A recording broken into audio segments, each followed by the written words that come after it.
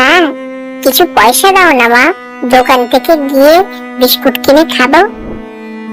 বাবু, সবই তো জানো তুমি, আমি তো 5টি বাড়ি কাজ করে খাই, যা ইনকাম করি সব তোমার পেছনেই তো খরচ হয়ে যায় বাবু।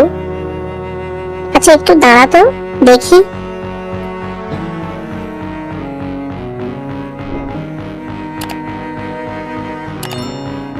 এই রে বাবা, এই 10 টাকাই সম্বল ছিল।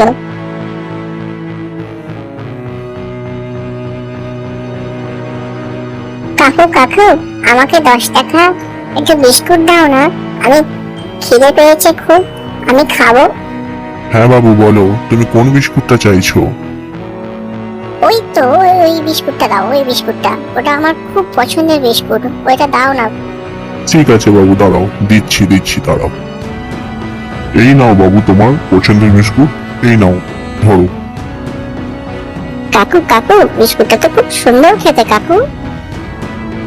হা হা হা হা। ঠিক আছে বাবু, তোমাকে এর জন্য কোনো পয়সা দিতে হবে না, নাও তুমি এটা এমনিতেই খাও। তোমার মতো ছোটবেলায় আমি আমার বাবা মাকে হারিয়েছি। তোমার মতো দোকানে গিয়ে আমিও দেখতাম, কিন্তু কেনার কোনো সামর্থ্য ছিল না।